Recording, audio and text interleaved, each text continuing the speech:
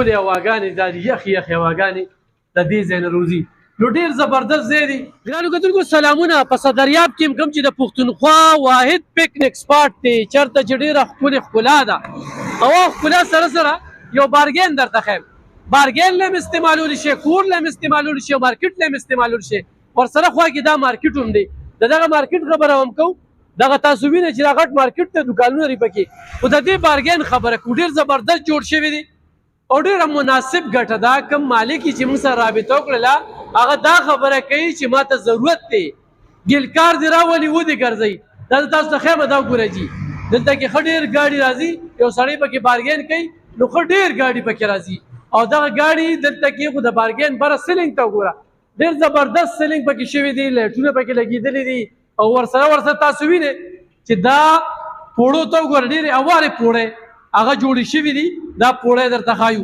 پوړو سره سره چې موږ کله راشو نو دلته کې به تاسو ته ړومبني دفتر او دفتر په یو داسې ځای کې جوړ شوی دی چې زه تاسو ته وښیم که نه نو ډېر زبردست جوړ شوی دی. په هغه دفتر سره چې کوم دی چې دې ځای کې ناست دی نو باقاعده سړک هم ښکاري، سړک ډېر زبردست ښکاري او چونکې دې وخت کې دا بارګین څو ورځې نه بند و نو دا تاسو وینئ چې دا زبردست دې ځای کې سړی ناست دي، منیجر ناست دي. نو دغه ځای تاسو وینئ چې هغه ستاسو د وړاندې دی. بره هم بوځمه دا پکې دویم پورشن کې چې کوم دی په کوم انداز کې په کومه نقشه باندې دا جوړ شوی دی. نو دلته کې به راشو بره یو سړی انویسټمنټ کوي وایي چې زه پیسې بندوم او ګټې لی بندومه، ګیلکار دې راولي او د هغې نه پس دې بیا معلومات وکړي. دا اوس ګرانو کتونکو بره راوختلو. بره لومبنۍ چې کوم دی نو دې ځای کې وګوره د کور دپاره دی استعمالولی شي. هغه ځای کې کچن، هغلته باتروم او چې بیا د باتروم نه مخکې راشي نو دا وګورئ جي ډېر زبردست خال. دا وګورئ دا کارپېټ چې په دې کې لګېدلی دی ځای ته وګورئ جي دا ځای درته ښایو چې ډېر ډېر ډېر ډېر ښکلې جوړ شوی دی. سیلینګ ښکلې لرګي پکې لګېدلي دي، نښتر لګېدلی بلکل. دا چې د دغه ځای نه راشي دا خال دی غټ خال دی سره سیلینګ سره او بیا دننه پکې دې ځای ته چې رورسئ نو دا وګورئ جي دا مین شاره ده. مین شاره تاسو د ښیم چې دلته کې تاسو دا دغه کو نو دا باقاعده تاسو وینئ چې دا وګورئ جي رڼاګانې او دا شاره به زه تاسو ته ښیم. ښکلې هواګانې دا یخې یخې هواګانې د دې ځای نه روځي.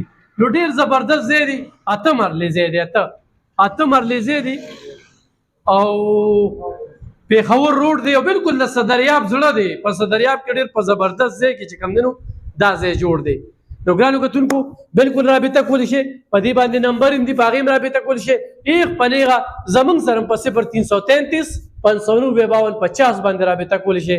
یو سړی انویسټمنټ کوي خو ښه پوره خبره پکې کیدی شي ځکه چې دا KBK مارکیټینګ والا د هغوی چې کوم دی نو دغه کېږي KBK مارکیټینګ. دا صدریاب ته راځئ نو غټ بورډ لګېدلی دی KBK مارکیټینګ والا. هغوی چې کوم دی وی لږه وګټه خو تلې وګټه او خلک یې د ډېرو ښه داسې خلک چې هغې د کورونو مالکان کړل په کمرشل ځایونو کې. دا د دې ځای نه چې تاسو وګورئ زه تاسو ته به لږ د دې دغه نه ښیم نو دا ټوله کالوني خرڅه کړې دی.